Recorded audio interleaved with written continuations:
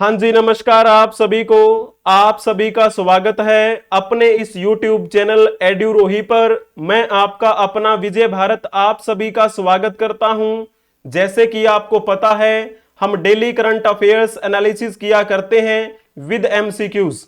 इसी के साथ में हम एक सीरीज चलाया करते हैं आज का इतिहास, इंग्लिश में कहें तो टुडे इन हिस्ट्री, यानी कि आज के दिन इतिहास में क्या घटित हुआ था, उनमें से कुछ महत्वपूर्ण घटनाएं हम कवर करते हैं और मल्टीपल चॉइस क्वेश्चन आपसे पूछते हैं। हमारी इस कक्षा के दो भाग होते हैं। पहला भाग करंट अफेयर से संबंधित होता है, जिसमें हम करंट अफेयर्स की न्यूज कवर करते हैं विद एनालिसिस एंड MCQs। दूसरे भाग में ऐतिहासिक घटनाओं को कवर करते हैं मल्टीपल चॉइस क्वेश्चन के माध्यम से। हमारी ये जो कक्षा है वो सुबह 6 बजे प्रीमियर लगाई जाती है अपने इस YouTube चैनल एड्यूरोही ऑफिशियल पर। आज 29 मई के दिन आप सभी का स्वागत है इस सुप्रभात सीरीज में। तो इस कक्षा की PDF आपको टेलीग्राम चैनल पे प्रोवाइड करवा दी जाएगी। वहां पर PDF के साथ में आपको एक मल्टीपल चॉइस क्वेश्चन भी मिलता है डेली। आपको सर्च करना है एड्यूरोही 24। इसके अलावा आप हमें अदर सोशल मीडिया प्लेटफॉर्म पे भी फॉलो कर सकते हैं, जैसे कि Instagram, Twitter, x, WhatsApp channel. सभी सोशल मीडिया प्लेटफॉर्म के लिंक्स आपको डिस्क्रिप्शन में मिल जाएंगे, वहां से डायरेक्ट आप हमें फॉलो कर सकते हैं।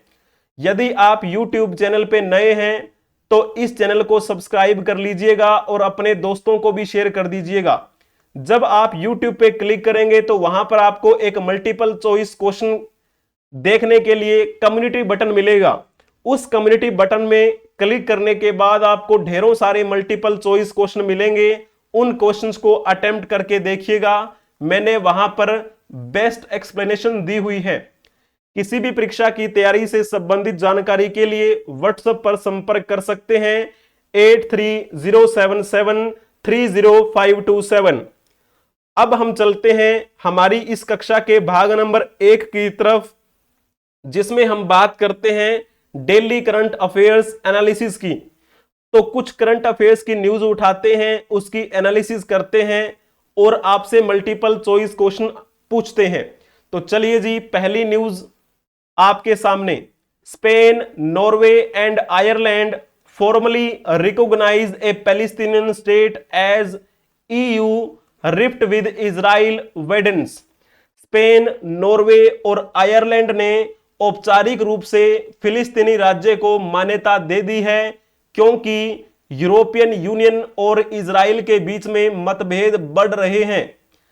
शुरुआत किसने की थी? स्पेन ने। और इसके बाद में आयरलैंड और नॉर्वे ने भी मन मना लिया था कि वो फिलिस्तीनी राज्य को आधिकारिक रूप से मान्यता देंगे। और उन्होंने अभी तीनों ने क्या कर दिया है, 28 मई को यानी कि कल के दिन ही इन्होंने ये काम कर दिया। इन्होंने फिलिस्तीनी राज्य को औपचारिक रूप से मान्यता देने का ये कदम उठाया है। और इसका फिर मुख्य उद्देश्य क्या है? इसका मुख्य उद्देश्य ये है कि पिछले साल हमास के नेतृत्व वाले हमले के लिए इजराइल की विनाशकारी प्रतिक्रिया को कम करने के लिए अंतरराष्ट्रीय दबाव डालना, ठीक है, ताकि जो हमला हमास वालों ने किया था उसकी प्रतिक्रिया में जो इजराइल ने हमला किया वो थोड़ा ज्यादा भयानक था, और उसी प्रतिक्रिया को कम करने के लिए अंतरराष्ट्रीय दबाव बनाने का यह कार्य चल रहा है। इसी वजह से स्पेन, नॉर्वे और आयरलैंड ने फिलिस्तीन राज्य को आधिकारिक मान्यता देने का यह प्रयास किया है।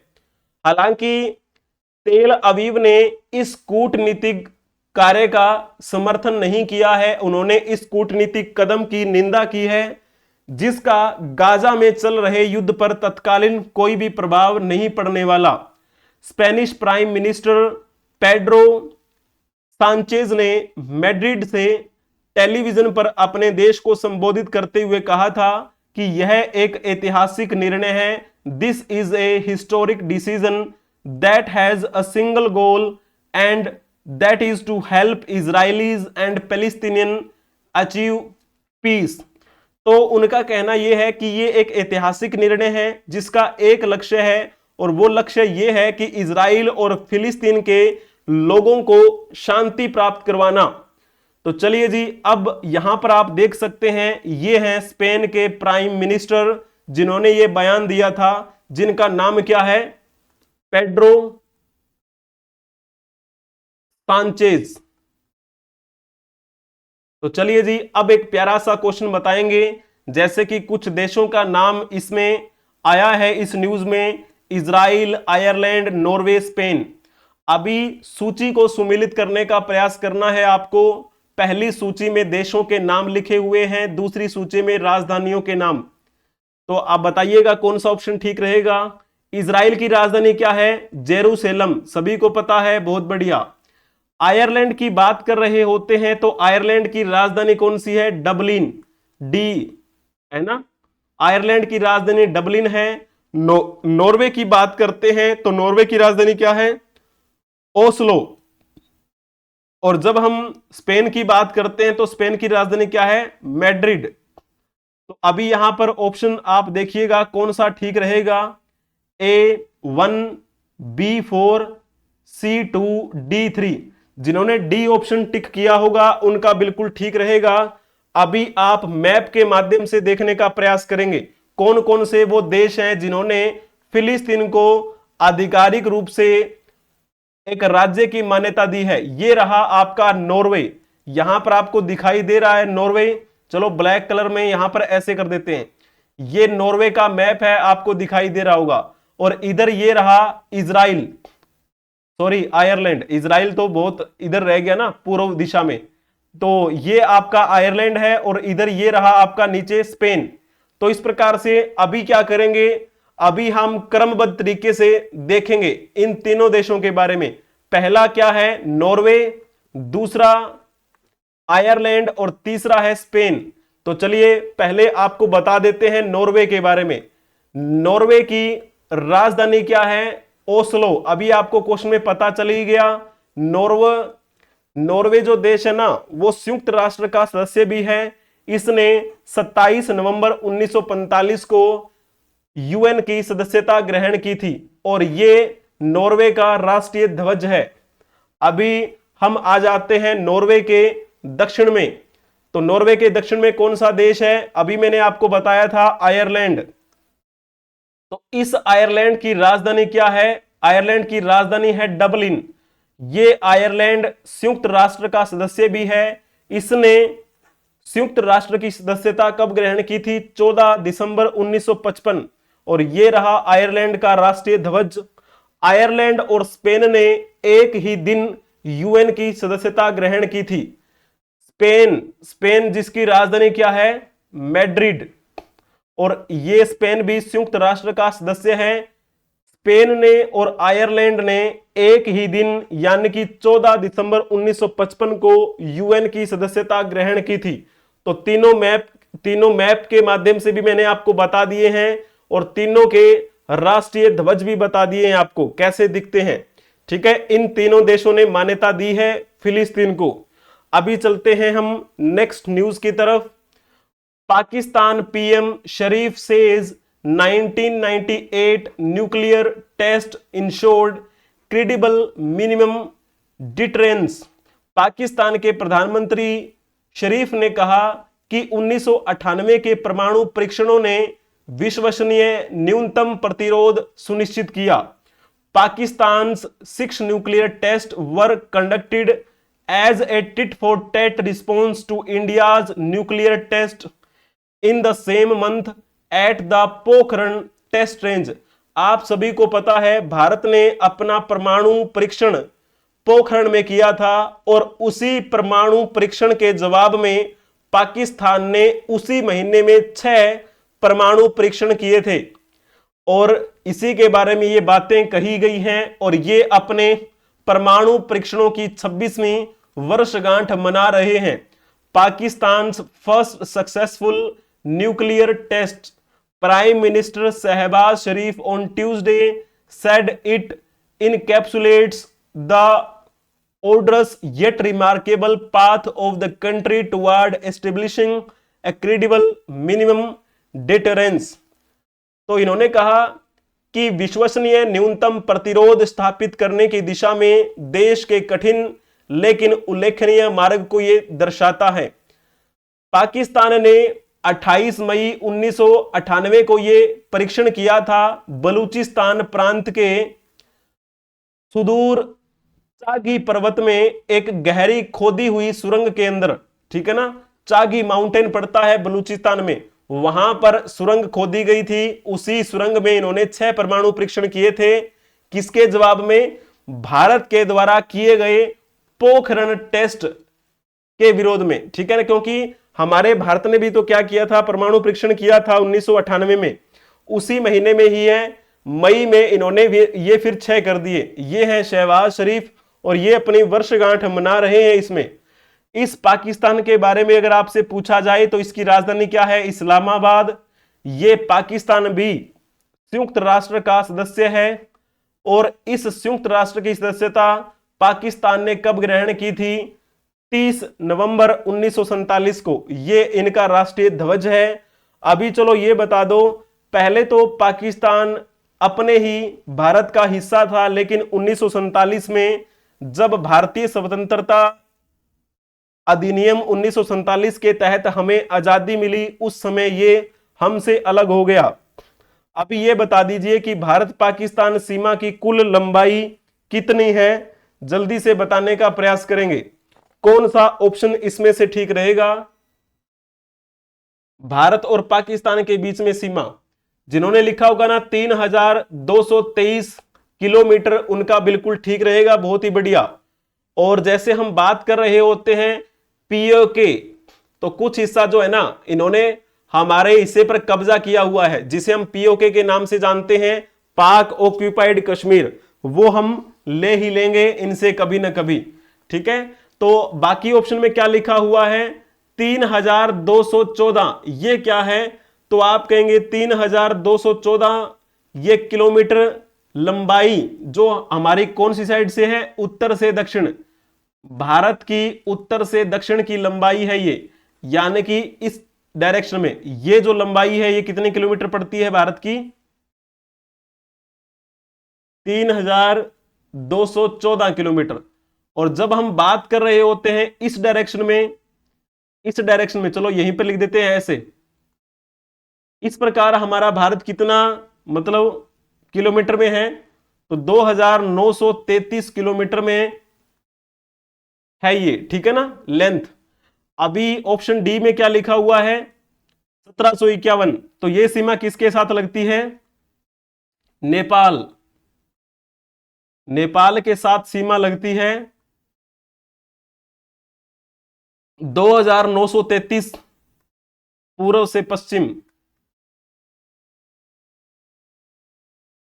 ठीक है जी। इस प्रकार आपको ये बातें ध्यान में रखनी है। तो चलो, ये आपकी इस वीडियो का पहला भाग संपन्न हुआ। इसकी पीडीएफ आपको टेलीग्राम चैनल पे मिल जाएगी, साथ में आपको एक मल्टीपल चॉइस क्वेश्चन भी मिलेगा। अगर आपको ये पहला भाग पसंद आया है तो इसे लाइक कर दीजिए, चैनल को सब्सक्राइब कर लीजिए और अपने दोस्तों को भी शेयर कर दीजिएगा। अब हम चलते हैं हमारी इस वीडियो के भाग नंबर 2 पर, यानी कि आज के इतिहास की तरफ। इंग्लिश में कहेंगे today in history with MCQs. कुछ ऐतिहासिक घटनाओं की बात करेंगे और उनसे संबंधित मल्टीपल चॉइस क्वेश्चन भी पूछेंगे। आज 29 मई है। 29 मई के दिन कुछ खास बातें हम कवर करने वाले हैं। 29 मई के दिन जिनकी आज जयंती है, जिनका आज के दिन जन्म हुआ था, उनकी बात कर लेते हैं। तो चलिए, ये कौन है? तो इनका नाम है रामानंद चैटर्जी। रामानंद चैटर्जी का जन्म आज ही के दिन हुआ था। आज इनकी जयंती है। इनको हम श्रद्धांजलि अर्पित करते हैं। 1865 में इनका जन्म हुआ था और इनकी मृत्यु 30 सितंबर 1943 को हुई थी। और ये किसके लिए प्रसिद्ध रहे? ये एक बेहतरीन स्वतंत्रता सेनानी थे। भारतीय राष्ट्रीय कांग्रेस के प्रबल समर्थक माने जाते हैं। Indian national Congress. इस इंडियन नेशनल कांग्रेस की स्थापना कब हुई थी? 28 दिसंबर 1885 को बंबई के गोकुलदास तेजपाल संस्कृत कॉलेज में भारतीय राष्ट्रीय कांग्रेस की स्थापना की गई थी। A.O. हयूम के नेतृत्व में। और इस भारतीय राष्ट्रीय कांग्रेस के पहले अध्यक्ष कौन बने? व्योमेश चंद्र बनर्जी। उसी भारतीय राष्ट्रीय कांग्रेस के प्रबल समर्थक थे ये रामानंद चैटर्जी। अभी चलो इनसे संबंधित एक प्यारा सा क्वेश्चन मैं आपसे पूछता हूं, आपको बताना है। रामानंद चैटर्जी के बारे में निम्नलिखित में से कौन सा कथन सही नहीं है? जो कथन सही नहीं है वो आपको टिक कर देना है। रामानंद चैटर्जी एक बहुत ही बेहतरीन पत्रकार रहे और इनको भारतीय पत्रकारिता का अग्रदूत कहा जाता है, भारतीय पत्रकारिता का जनक भी कहा जाता है इनको। ठीक है, इन्होंने अध्यापक के रूप में भी कार्य किया, प्रिंसिपल के रूप में भी कार्य किया। और कोलकाता में एक पत्रिका प्रकाशित हुआ करती थी मॉडर्न रिव्यू, उसके ये संपादक भी थे, संस्थापक भी थे और उसके मालिक भी थे। तो पहला पॉइंट तो बिल्कुल ठीक लिखा हुआ है, तो हम इसे टिक नहीं करेंगे, हमें टिक वो करना है जो गलत है। रामानंद चैटर्जी प्रवासी बंग साहित्य सम्मेलन के संस्थापकों में से थे और उसके अध्यक्ष भी रहे। आप कहेंगे जी हां, ये बात भी बिल्कुल ठीक लिखी हुई है, हम ये भी टिक नहीं करेंगे। रामानंद चैटर्जी ने वर्ष 1901 में बांग्ला भाषा के पत्र प्रवासी का संपादन कार्य किया, तो ये पॉइंट भी ठीक है। तो ठीक कौन सा नहीं है? तो डी ऑप्शन जो है ना वो ठीक नहीं है। रामानंद चैटर्जी ने राष्ट्रीय सेवक संघ की स्थापना की थी क्या? नहीं की थी इन्होंने। राष्ट्रीय स्वयं सेवक संघ, जिसे हम आरएसएस के नाम से जानते हैं, इसकी स्थापना करने वाले व्यक्ति कौन थे? तो नाम आता है डॉक्टर केशव राव बलीराम हेडगेवार, जो कि एक डॉक्टर थे उस समय, बड़े श्रेष्ठ डॉक्टरों में आते हैं ये। आरएसएस की स्थापना केशव राव बलीराम हेडगेवार ने की थी 1925 में दशहरे के दिन। रामानंद चैटर्जी ने आरएसएस की स्थापना नहीं की थी, इसी वजह से फोर्थ पॉइंट गलत है और हमें यही टिक कर देना है। आज इनकी जयंती है, हम इनको श्रद्धांजलि अर्पित करते हैं और ये क्वेश्चन भी हमने कवर कर लिया। अब चलो चलते हैं हम आज के दिन जिनकी पुण्यतिथि है, ये कौन है? तो इनका नाम है चौधरी चरण सिंह। इनका चेहरा तो आपने बखूबी देखा होगा फोटोज में। तो जैसे हम बात करते हैं इनका जन्म कब हुआ था? इनका जन्म 23 दिसंबर 1902 को हुआ था मेरठ में। और मेरठ कहां पे है? यूपी में। और इनकी मृत्यु 19 मई 1987 को हुई थी। ठीक है ना। और किसके लिए जाने जाते हैं? तो ये हमारे भारत के पूर्व प्रधानमंत्री रहे और इन्होंने प्रधानमंत्री के रूप में कब से कब तक कार्यभार संभाला था? 28 जुलाई 1979 से लेकर 14 जनवरी 1980 तक ये हमारे भारत के प्रधानमंत्री रहे। और इन्होंने प्रधानमंत्री के रूप में कौन सा ये कार्यभार संभाला? तो ये हमारे भारत के कौन से नंबर के प्रधानमंत्री रहे? तो 5वें प्रधानमंत्री रहे ये हमारे भारत के। और कहा जाता है कि इन्होंने कभी भी संसद का सामना नहीं किया, संसद में कभी भी भाषण नहीं दिया। एकमात्र ऐसे प्रधानमंत्री थे हमारे भारत के। अभी चलो जी चौधरी चरण सिंह के बारे में हम बातें कर लेते हैं। और ये कौन सी पार्टी के थे? तो पार्टी कांग्रेस और लोकदल से थे ये। प्रसिद्धि किसके रूप में मिली इनको? तो ये एक किसान नेता थे और हमारे भारत के 5वें प्रधानमंत्री के रूप में इन्होंने कार्य किया। यदि आपसे ये पूछा जाए कि चौधरी चरण सिंह से पहले भारत के प्रधानमंत्री कौन थे, तो फिर आप किसका नाम लिखेंगे? जल्दी से बताने का प्रयास करेंगे। तो जिन्होंने लिखा होगा ना चौधरी चरण सिंह से पहले भारत के प्रधानमंत्री मोरारजी देसाई थे, उनका बिल्कुल ठीक रहेगा। मोरारजी देसाई के बारे में कहा जाता है कि ये हमारे भारत के चौथे प्रधानमंत्री थे और इन्होंने चौथे प्रधानमंत्री के रूप में कब से कब तक कार्यभार संभाला? 24 मार्च 1977 से लेकर 28 जुलाई 1979 तक ये भारत के चौथे प्रधानमंत्री रहे। और अगर आपसे यह पूछा जाए कि सबसे वृद्ध प्रधानमंत्री हमारे भारत के कौन थे? सबसे वृद्ध 81 वर्ष उम्र थी इनकी जब ये प्रधानमंत्री बने। तो सबसे उम्रदराज प्रधानमंत्री पद पर बैठने वाले व्यक्ति कौन थे? तो मोरारजी देसाई का नाम लिख देना। और इन्होंने फिर क्या कर दिया था? इन्होंने इस्तीफा दे दिया था। तो अगर यह पूछा जाए इस्तीफा देने वाले पहले प्रधानमंत्री कौन थे, तो भी नाम किनका लिखेंगे आप? मोरारजी देसाई का। ठीक है ना? तो यह पॉइंट आपको ध्यान में रखना है। और पहले गुजराती प्रधानमंत्री यानी कि गुजरात के थे ये। और दूसरे नंबर के कौन है? अभी जो वर्तमान में हमारे प्रधानमंत्री हैं नरेंद्र मोदी, ये दूसरे गुजराती प्रधानमंत्री हैं। ठीक है ना? तो चौथे नंबर के थे मोरारजी देसाई। मोरारजी देसाई के बाद में बने थे चौधरी चरण सिंह, और ये चरण सिंह बने थे 5वें। और कहा जाता है कि इन्होंने कभी भी संसद में सामना नहीं किया। और बाकी जैसे हम बात कर रहे होते हैं, यहां पर क्या लिखा हुआ है? राजीव गांधी। राजीव गांधी हमारे भारत के कौन से नंबर के प्रधानमंत्री रहे? तो ये हमारे भारत के 6ठे प्रधानमंत्री रहे। कब से कब तक? तो 21 अक्टूबर 1984 से लेकर 2 दिसंबर 1989 तक ये हमारे प्रधानमंत्री रहे। सबसे युवा प्रधानमंत्री कौन थे? तो नाम आता है राजीव गांधी का। युवा यानी कि 40 वर्ष की उम्र में ये प्रधानमंत्री बने थे। और सबसे वृद्ध प्रधानमंत्री कौन थे? तो नाम आता है मोरारजी देसाई का। वो 81 साल की उम्र में प्रधानमंत्री बने। जब हम बात कर रहे होते हैं लाल बहादुर शास्त्री के बारे में, तो लाल बहादुर शास्त्री हमारे कौन से नंबर के थे? तो ये हमारे दूसरे नंबर के प्रधानमंत्री रहे। और कब से कब तक इन्होंने ये कार्यभार संभाला? 9 जून 1964 से लेकर 11 जनवरी 1966 तक ये रहे। ताशकंद समझौता हुआ था ना, वहां पर इनकी मृत्यु हो गई थी उसी 24 घंटे के भीतर भीतर। जय जवान जय किसान का नारा किसने दिया? लाल बहादुर शास्त्री ने।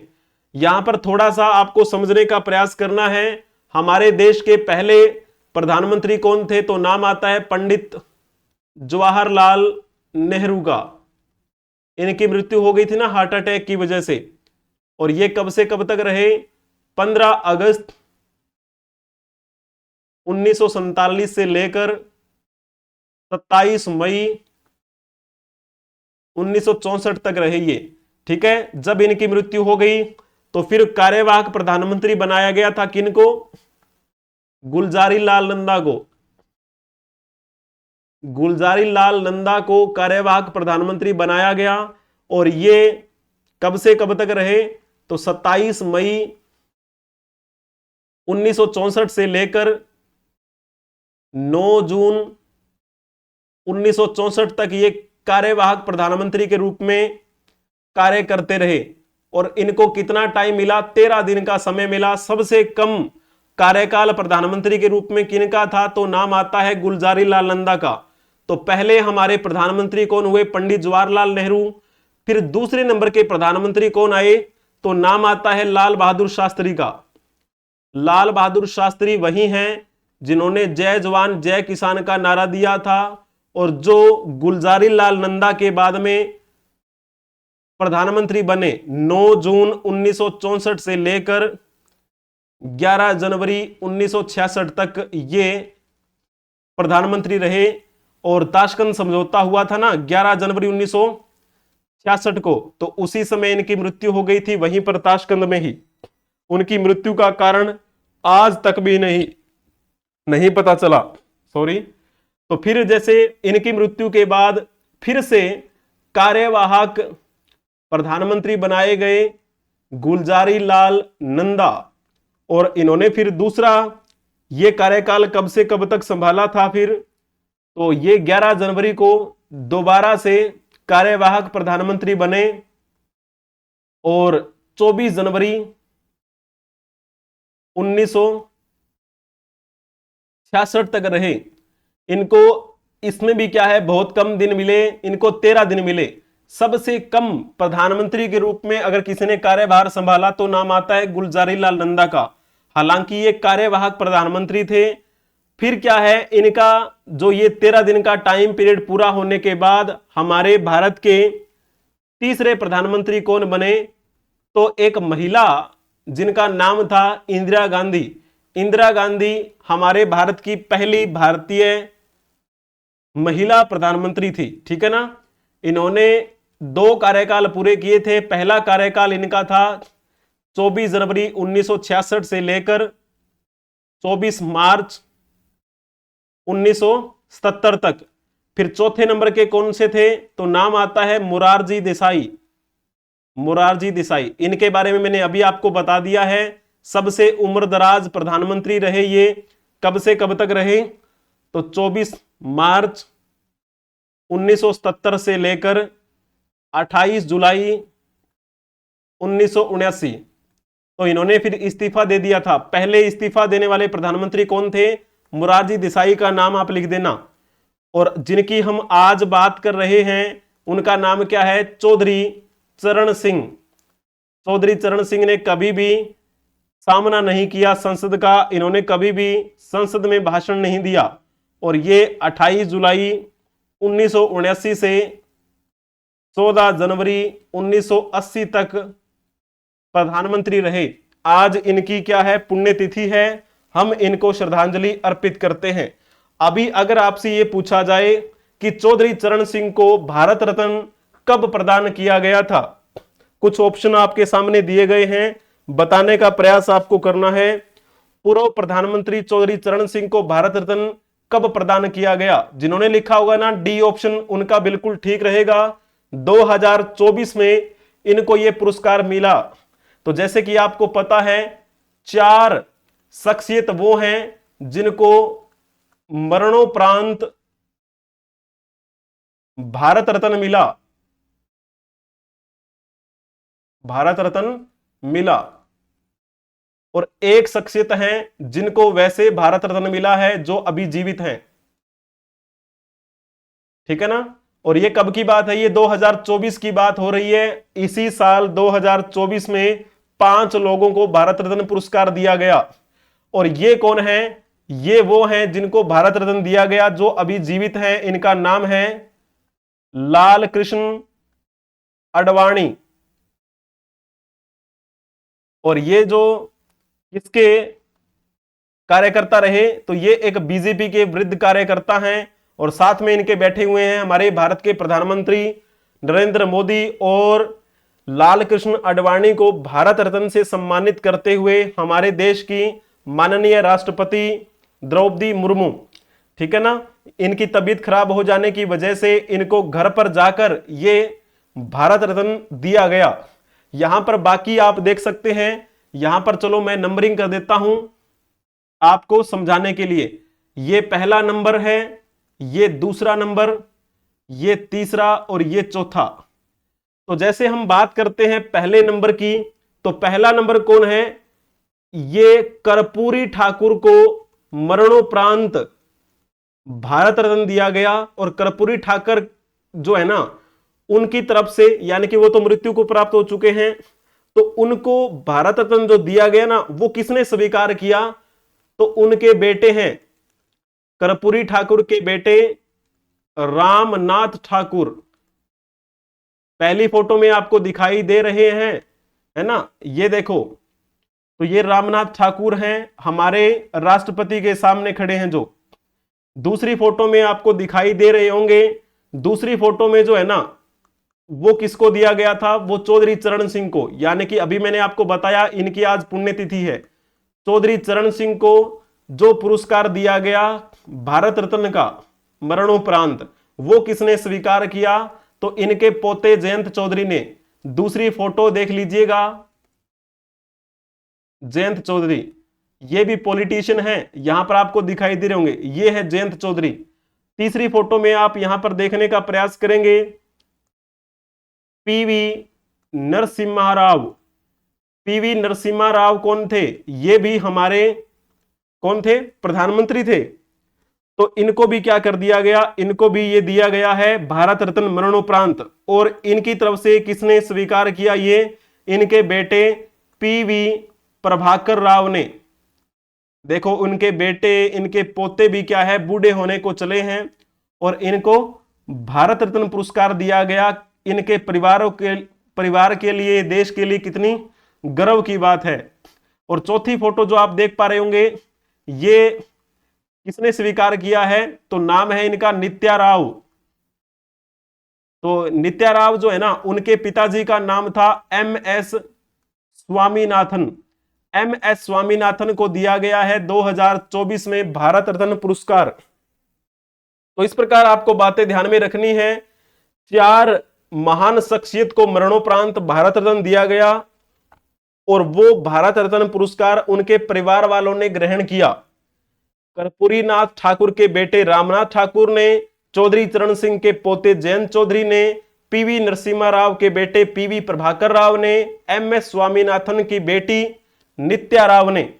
तो इस प्रकार ये यहां पर आप देख सकते हैं। और ये लाल कृष्ण आडवाणी अभी भी जीवित हैं, इनको घर पर जाकर ये पुरस्कार दिया गया। तो भारत रत्न की बात हो रही है, क्या आप ये बता सकते हैं कि भारत रत्न पुरस्कार देने की परंपरा कब शुरू हुई थी? तो जिन्होंने लिखा होगा ना 2 जनवरी 1954, उनका बिल्कुल ठीक रहेगा। और किसके समय की बात है? ये तत्कालीन राष्ट्रपति डॉक्टर राजेंद्र प्रसाद के समय इसकी शुरुआत की गई। डॉक्टर राजेंद्र प्रसाद जो हमारे उस समय मतलब राष्ट्रपति थे, उन्होंने भारत रत्न देने की यह परंपरा शुरू की। और जैसे बात करते हैं 28 जनवरी 1950 को क्या हुआ था? इस दिन सर्वोच्च न्यायालय का उद्घाटन हुआ। सर्वोच्च न्यायालय, जिसे हम क्या बोल देते हैं? सुप्रीम कोर्ट बोल देते हैं। सुप्रीम कोर्ट का उद्घाटन हुआ 28 जनवरी 1950 को। और 17 अप्रैल 1952 का दिन आपको याद ही होगा, पहली लोकसभा का गठन। आपको पता है अभी इलेक्शन हो रहे हैं लोकसभा के। पहली लोकसभा का गठन कब हुआ था? 17 अप्रैल 1952 को। और ये जो आपकी पहली लोकसभा थी, पहली लोकसभा का पहला सत्र कब शुरू हुआ था? 13 मई 1952। अब मैं आपसे एक क्वेश्चन पूछता हूं, अभी जो लोकसभा 2024 के चुनाव हो रहे हैं, लोकसभा चुनाव 2024, जब ये चुनाव हो जाएंगे, कोई पार्टी जीत जाएगी, तो आप ये बताइए कि ये कौन सी लोकसभा रहेगी? है ना, कमेंट में बताइए। जैसे पहली, दूसरी, तीसरी लोकसभा, चौथी लोकसभा, 5वीं, 17वीं, 16वीं, कौन सी लोकसभा रहेगी? ये कौन सी लोकसभा का गठन होगा? कमेंट में बताना है। तो ये आपकी वीडियो का दूसरा पार्ट था। अगर आपको ये पसंद आया है इसे लाइक कर दीजिएगा। और PDF आपको मिल ही जाती है, एड्यूरोही 24 आपको सर्च करना है टेलीग्राम पे। और एक मल्टीपल चॉइस क्वेश्चन भी आपको मिलेगा, चिंता करने की कोई आवश्यकता नहीं है। आप हमें फॉलो कर सकते हैं अदर सोशल मीडिया प्लेटफॉर्म पे भी, जैसे कि Instagram, Twitter, X, WhatsApp channel. सभी सोशल मीडिया प्लेटफॉर्म के लिंक आपको डिस्क्रिप्शन में मिल जाएंगे। यदि आप इस YouTube चैनल पे नए हैं तो इसे क्या करेंगे? सब्सक्राइब कर लेंगे अपने इस YouTube चैनल को, और अपने दोस्तों को भी शेयर कर दीजिएगा। किसी भी परीक्षा की तैयारी से संबंधित जानकारी के लिए आप व्हाट्सएप पर संपर्क कर सकते हैं 8307730527। लाइक कर दीजिएगा वीडियो को, और अपने दोस्तों के साथ भी इसे शेयर कर दीजिएगा। ठीक है ना? तो बहुत बहुत धन्यवाद आप सभी का बने रहने के लिए। सब्सक्राइब करें, दोस्तों को शेयर भी करें। Thank you for watching. Like, share and subscribe एड्यूरोही 24। हम मिलेंगे नेक्स्ट क्लास में। तब तक के लिए आप हंसते रहें, मुस्कुराते रहें, पढ़ते रहें, खेलते रहें, खिलखिलाते रहें। जय हिंद, जय भारत, वंदे मातरम।